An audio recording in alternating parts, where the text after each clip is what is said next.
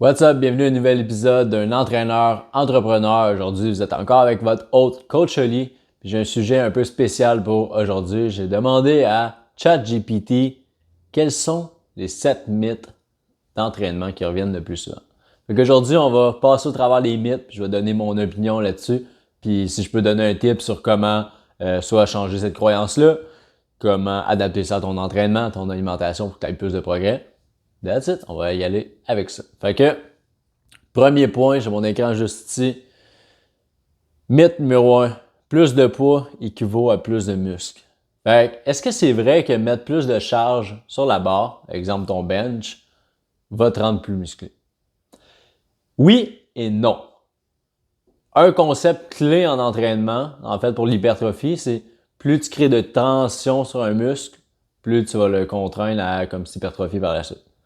Par contre, la tension n'est pas reliée simplement au poids que tu mets sur une charge. Il y a beaucoup d'autres règles, je vais dire, qui rentrent en charge par rapport à ça, dont on pourrait dire des trucs d'entraînement, exemple ton tempo, des choses comme ça. Mais la tension que tu vas être capable de créer n'est pas reliée juste au poids, c'est ce que je veux dire. La tension, ça va être aussi par rapport à, exemple, un excentrique plus lent, le contrôle de ta charge, l'explosivité que tu peux mettre pour remonter une charge, etc. Il y a beaucoup de points à évaluer là-dessus. C'est pour ça que le poids n'équivaut pas nécessairement à le muscle. Puis encore là, tu l'as peut-être déjà vu, des haltérophiles que tu vois qui vont aux Jeux olympiques sont tout petits, mais en tout cas. Ils sont vraiment petits par rapport à un strongman, puis des fois, ils peuvent lever des charges qui sont quasiment similaires. Mais pourquoi est-ce qu'ils sont pas autant musclés? C'est là d'où le mythe s'explique.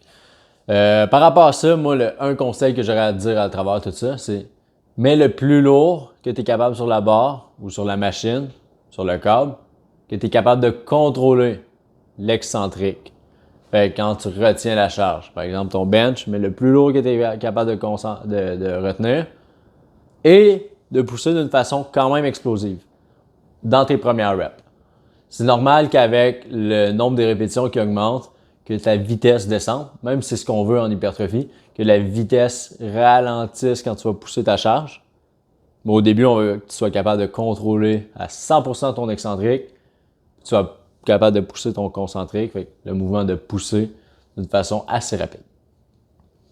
Deuxième des mythes, les femmes deviendront trop musclées si elles soulèvent des poids. Bon, ladies, c'est des filles qui regardent le podcast en ce moment. Ça marche pas comme ça. Puis je pense que c'est quelque chose qui devient de moins en moins commun, mais clairement que ça revient encore. ChatGPT nous en parle.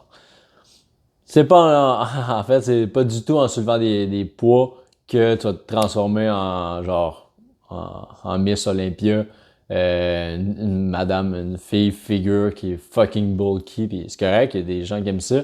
Mais avant d'arriver à un physique comme ça, je veux dire, si tu vas passer en interview cette femme-là, qui est figure aux Olympias, puis tu lui demandes c'est quoi le travail qu'elle a dû mettre, c'est quoi les produits qu'elle a dû prendre, très souvent, pour arriver à une shape comme ça, t'es loin d'être là si toi tu vas au gym 4-5 fois par semaine puis que t'aimes ça soulever des charges.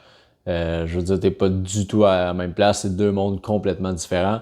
Fait qu'à la limite, ce qui va arriver, c'est que tu vas développer plus de muscles. Puis si jamais tu dis ça commence à être trop, ben arrête au pire d'utiliser des charges plus lourdes puis continue à t'entraîner avec ce genre de même charge-là. Puis tu vas te maintenir dans un certain sens, tu vas pouvoir progresser sur certains body parts que tu vas vouloir mettre l'accent, mais moins sur d'autres. That's it. La pire chose qui pourrait arriver, c'est que rendu à un certain moment où est-ce que tu dis je me trouve assez bulk, assez musclé sur un tel body part, on va mettre moins l'emphase dessus, puis c'est tout. Tu vas pas te transformer en Madame Muscle comme ça. Impossible. Je pense que ce point-là est bouclé.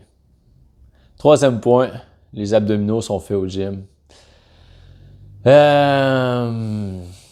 pense qu'on l'a tous déjà entendu, les abdominaux, ça se fait à la maison, dans la cuisine. C'est vraiment ça qui va faire la grosse différence.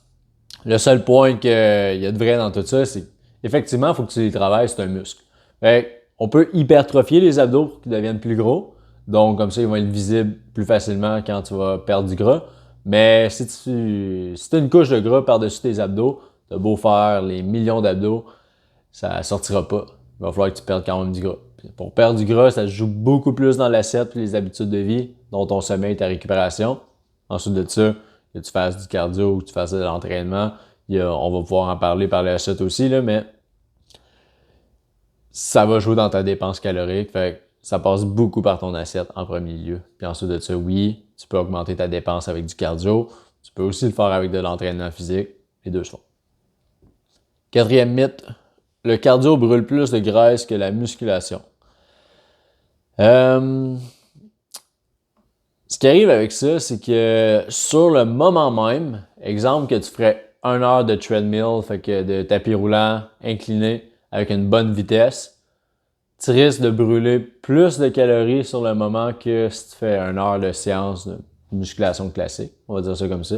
Je me rappelle pas des chiffres exacts. Là, je pourrais voir regarder, mais on s'en fout un peu des chiffres exacts. C'est juste d'avoir l'idée que, effectivement, sur le moment, ton cardio risque de brûler plus. Par contre, ce qui arrive avec ça, c'est que puis pourquoi est-ce qu'on pense que c'est un mythe? C'est que souvent, l'entraînement va augmenter ton métabolisme de base par la suite, plus tu vas ajouter du muscle. C'est pas quelque chose de hyper flagrant, mais tout de même, si au bout de 1 an, 2 ans, tu ajoutes 10 livres de masse musculaire, tu vas brûler plus de calories que tu en brûlais avant avec plus de gras. Fait que ça, c'est un point, d'où le pourquoi la musculation est super importante. Puis il y a aussi le point que le cardio, souvent, va augmenter la sensation de faim. Donc, après du cardio, tu vas avoir le goût de manger parce que tu viens de dépenser beaucoup de calories sur le moment. Puis, ce qui arrive, c'est que souvent, les gens vont écouter ce signal de faim-là, puis, ils vont manger trop de calories, ce qui va leur faire, en fait, reprendre toutes les calories qui viennent de brûler sur le cardio, puis, parfois, souvent, plus. Fait que c'est pour ça que je prioriserais l'entraînement en premier, surtout quand on parle d'hypertrophie. Puis d'ajouter du cardio en surplus de tout ça pour augmenter la dépense calorique. Je pense que ça pourrait être une belle stratégie. On a 5e mythe, il faut éliminer complètement les glucides pour perdre du poids. Effectivement, si tu élimines complètement les glucides, tu vas perdre du poids rapidement à part ça. Tous ceux qui ont déjà essayé une diète keto l'ont déjà vu. Tu coupes les glucides, tu vas perdre beaucoup d'inflammation, beaucoup d'eau.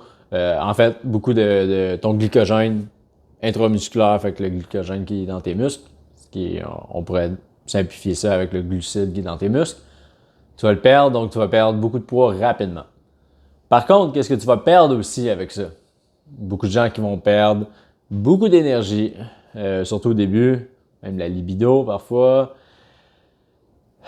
Des performances au gym. Les glucides, c'est un allié. C'est le macronutriment qui n'est pas obligatoire pour ta santé optimale pour survivre, parce que tu as besoin de lipides, tu as besoin de protéines. Parce qu'il y a aussi le fait que ton corps est capable d'en produire, sauf que ton corps va vraiment être plus performant avec des glucides. Fait que il n'y a pas d'enlever toute une catégorie de macronutriments. Moi, je te dirais que si tu veux quelque chose qui est premièrement sustainable, fait qu'on est capable de soutenir sur le long terme, une approche comme ça qui est très drastique, qui est de couper complètement un macronutriment, c'est pas réaliste. Fait que enlève-toi ça de l'idée. Tu peux diminuer les glucides, mais tu peux aussi diminuer les lipides si tu veux perdre du gras. Je diminuerais un petit peu moins les protéines. Si d'habitude tu veux rester quand même assez standardisé là-dessus, là, ajoute de l'activité physique. Moi, pour vrai, mon mantra, c'est vraiment plus ajoute de l'activité physique plutôt que d'enlever des calories. Premièrement, c'est plus soutenable sur le long terme, surtout parce que tu n'auras pas besoin de couper tant que ça au niveau de tes calories. OK, oui, ça va demander plus de temps, mais très souvent, ce temps-là est rapidement juste repris sur des pertes de temps qu'il y a à d'autres moments, soit que tu gosses sur ton téléphone, soit que tu fais pas grand-chose, soit que tu restes trop longtemps sur la bolle en train de scroller. À la place d'être là 15 minutes, OK, soit là 2 minutes, puis il va faire une marche de 10 minutes. Tu vas voir, ça va sauver beaucoup de temps dans une journée. 7e point, non, 6e point, excuse-moi. Les suppléments sont la clé du succès. Est-ce que c'est vrai ou non? Je pense qu'on a toute la réponse. Les suppléments sont là pour supplémenter ton approche, mais ce n'est pas ce qui va faire la différence flagrante. Tu as peut-être déjà entendu parler de la pyramide des gains, moi je l'appelle comme ça. C'est qu'en bas, tu as la constance. Fait que le fait d'être constant dans ton plan, puis d'y adhérer, je pourrais les mettre ensemble. Ensuite de ça, là, je pense que je suis en train de la mêler, mais ça va donner le bon résultat pareil. Fait que la constance, d'être capable d'adhérer à un plan, par la suite de l'exécuter sur le long terme, fait que encore là, c'est la constance, ton alimentation, ton entraînement, ton sommeil, etc. Puis en haut de tout ça, tu aurais, j'ajoute des suppléments pour optimiser le tout. Mais tant que tu n'as pas un bon plan de match au niveau de ton entraînement, tu n'as pas une bonne structure alimentaire, tu n'as pas une bonne récupération, tu n'as pas une constance dans ça, puis un effort aussi, que tu es capable de mettre assez d'efforts, par exemple, au gym dans ton alimentation, d'aller ajouter des suppléments sur le top, c'est une virgule en soi, là. Ça va te servir à fuck all si tout le reste n'est pas fait comme il faut. Ensuite de ça, je crois sincèrement qu'il y a des suppléments qui ont plus de bénéfices que d'autres. Clairement, avant d'aller me chercher un pré-workout parce que je manque d'énergie, j'irais me chercher soit une multivitamine, des greens, de la D3, du zinc, du magnésium, des vitamines et minéraux qui vont pouvoir complémenter, si je le dis bien, ton alimentation de base. Ce qui arrive en 2023, l'alimentation qu'on mange est souvent de qualité médiocre. Je vais le dire comme ça, tu peux t'informer un peu plus sur qu'est-ce que je veux dire par rapport à ça, mais c'est que ce que tu retrouves dans les épiceries très souvent a plus autant de nutriments qu'il y en avait auparavant. Si tu ferais, exemple, cultiver tes piments dans ton propre jardin, tu mettrais de la bonne engrais, pas des pesticides, tu vois le genre. Fait que d'aller se supplémenter en vitamines et minéraux, ça peut être vraiment intéressant pour juste optimiser ta santé globale et que tu sois optimal, plutôt que d'aller chercher un pré-workout pour combler ton manque d'énergie. Parce que tu prends pas assez soin de tes habitudes, parce que tu te couches trop tard, toi genre. Fait que supplément, non, c'est pas tout. Oui, tu peux optimiser certaines choses, fais juste attention à ce que tu prends, selon moi. 7e point, l'entraînement intensif tous les jours est le meilleur moyen d'obtenir des résultats rapides. Ben là, je suis plus ou moins d'accord là-dessus. Je pense que l'entraînement intensif, on va enlever le tous les jours, comme une journée sur deux, à la limite, pour être le meilleur moyen d'obtenir des résultats rapides, jumelé avec une alimentation puis une hygiène de vie qui te permet d'avoir un bon sommeil. Wow! Là-dessus, that's it, t'as tout ce qu'il faut. Sauf que la phrase dit pas exactement la même chose. Moi, je pense que d'aller au gym, exemple, chaque jour puis se donner à 200%, 2 heures de temps, ça va être trop pour la majorité des gens. Puis ce sera encore là pas quelque chose que tu vas être capable de maintenir sur le long terme. Fait que souvent les gens vont finir par abandonner par rapport à ça. Fait que ce serait mon take de faire attention à ça.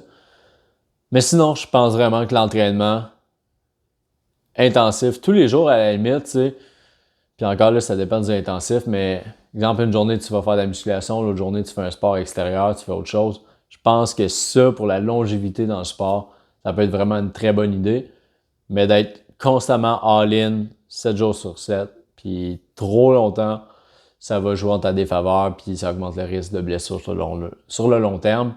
Puis là, si on parlerait d'un objectif d'hypertrophie directement, ce serait pas la meilleure des choses non plus. Ça jouerait pas en ta faveur, je pourrais dire.